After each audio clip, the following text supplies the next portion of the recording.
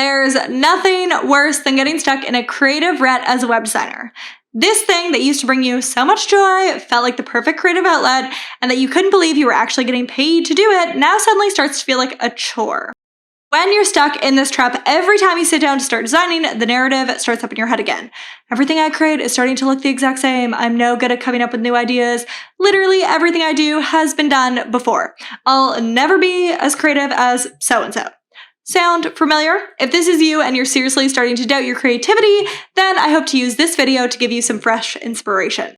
But not from the usual sources like the work of other designers. So keep watching for those unexpected places to be finding creative new design ideas. And while we're making it pretty, let's not forget to look at the strategy behind our website designs. If your website design decisions up until this point have been 100% based on aesthetic and what looks good and is currently trending in design, then I hate to tell you this, but you're absolutely leaving money on the table. Money for yourself and money for the clients that you design for. I recently recorded a 60-minute free training where I go over the most common site strategy mistakes that I see even experienced designers making that could be having pretty serious effects on how often they're actually turning their website viewers into website buyers. So I definitely suggest hitting pause on this video for just a second to go get access to that training now, so that when you do go to start implementing all your fresh design ideas from today's video, you can be sure that your bases are covered strategy-wise as well. The training is called the 4 Simple Steps to Doubling Your Site Sales, and I'll put that link for you up here and also in the description below for you.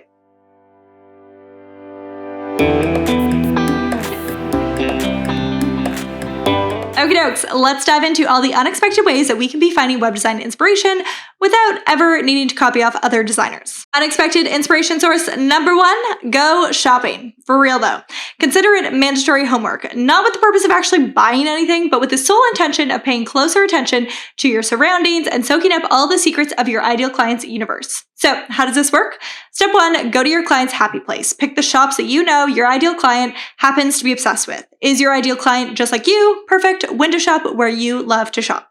Otherwise, try to get inside the head of the person you are most passionate about serving with your business, and then scope out the stores they could easily spend hours in. This might look like wandering the aisles of Target, getting lost in Cabela's, or touching every single thing on display in Anthropologie. Or maybe it's not a retail location, but still a business your ideal client would be likely to frequent, like a boutique bakery, a hot new salon, a trendy coffee shop. So once you're there, step 2 is to look for hidden design clues. There's a reason your ideal person could spend all day in their favorite stores. So why not see if you can figure out what that reason is? What is the vibe that these businesses are putting out that is attracting your dream client? What color, shape, textures, patterns, symbols are you spotting on repeat? What materials are they using in their display windows, backdrops, and changing rooms that have your client feeling at home in their store? You'd be surprised at how much market research goes into even the smallest design and decor decisions in those physical location stores. So why not piggyback on their efforts and learn everything you can about your audience from their favorite store examples? Take note of all little details you normally overlook of that store and find ways to introduce those client-attracting elements into your own designs. Now, if you can't make it to a physical store, sign up for their emails. Larger companies especially will have hired professional designers to take their market research and what they learned about their target audience, which just so happens to be your target audience as well, and then apply it into the design and functionality of their promotional emails. So it wouldn't hurt to take a peek at some of the layouts and colors and elements and style choices of your ideal client's favorite shop's virtual storefronts too. Okay, source number 2, pay attention to product packaging.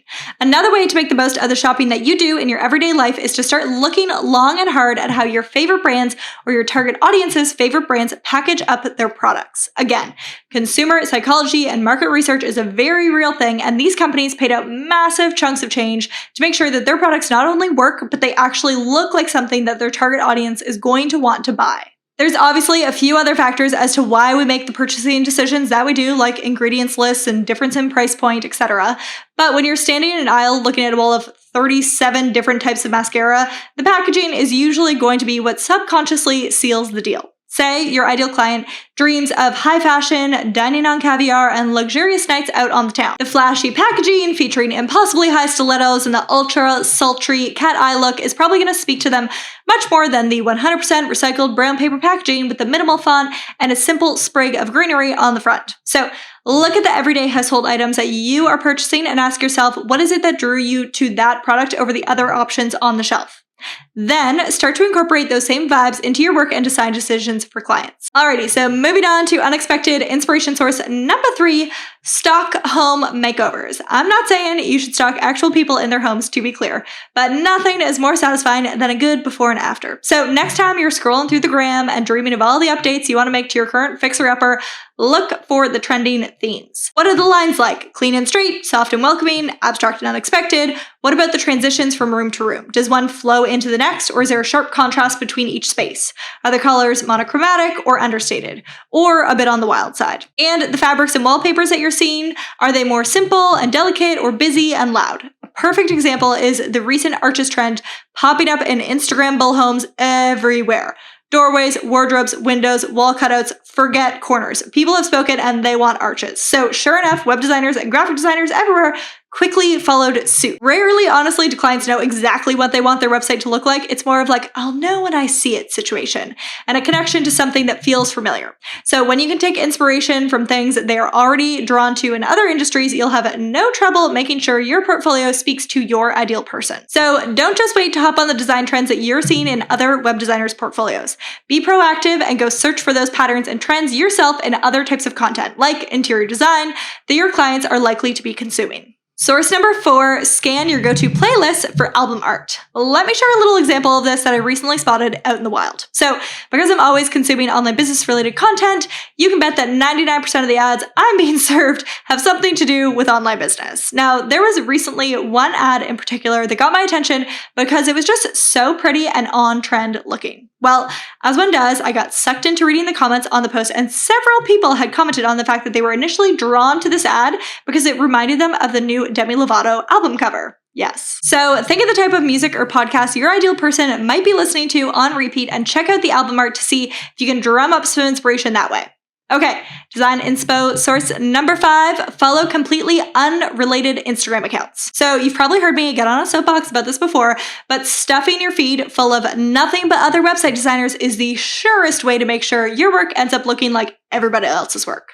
It's pretty hard to unsee a design once you've fallen in love with it, and if you're constantly consuming other people's portfolios, every time you sit down to come up with a design idea for a client, you're going to be flooded with images of their work. Inspiration can quickly turn into comparison, and you may even start to doubt your own abilities as a designer, which only throws you deeper into that creative rut. So while peeping other people's portfolios can be inspiring, try hitting pause and temporarily muting those accounts in favor of following people in totally unrelated but still eye-catching niches. Taking in examples from other visually driven industries can go a long way in waking up your creativity without the risk of straight up copying someone else's website. Think custom cookie decorators, stationery makers, travel bloggers, fashion influencers, painters, brand photographers, interior designers, and macrame weavers. Whatever they do, find examples of their work that speak to you or you think would speak to your ideal person, and find a way to translate that concept into your own unique designs. Okay, and our final wellspring of fresh design revelation actually comes from no other source but yourself. And that is through practicing coming up with new ideas on the regular. As designers, we get so wrapped up in growing our businesses and try to find clients that sometimes we forget to take time to feed into the thing that actually fuels our entire business, and that is our creativity. If we want ideas to flow freely, we can't just wait and do all our designing when the stakes are high and a client has just handed over $5,000 for you to not mess up on their website. What if you did away with all the pressure of having to please anyone and just set aside time to create just for you? To create just for the sake of learning to create. You wouldn't show up to the Boston Marathon without first having trained at home. Creativity is the same way. It's a muscle that needs constant strengthening and stretching if you're going to stay in the race. A super quick and easy way to practice creativity as a web designer is to set aside time each week to come up with a few simple mood boards. I'm calling this exercise Mood Board Monday for the obvious cutesy factor, but rest assured you can do this any day of the week. So, how does this exercise work? Make yourself a secret Pinterest board and name it whatever vibe or design aesthetic that you want to practice nailing that day. Maybe it's modern masculine, monochromatic chic, or extra bold and funky. Whatever it is, look for images that have nothing to do with websites, but that align with the aesthetic and the feeling that you're trying to go for that day, like textures, fabrics, scenery, photography, fonts, colors, words, quotes, etc.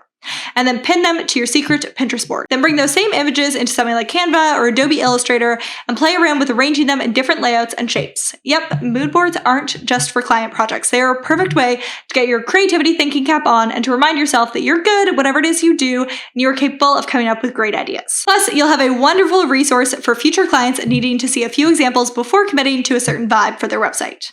Now, the more often you do this exercise or really anything that you create that is just for you, the more unique inspiration you'll have saved up for rainy days when your creativity doesn't come as easily to you.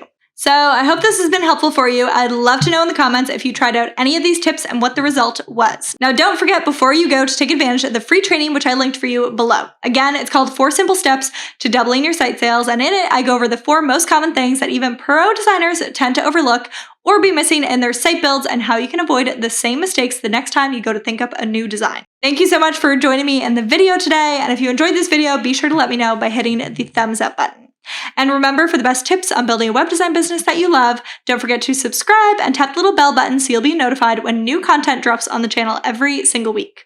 And if you're looking for something to watch next, I highly recommend checking out these videos too.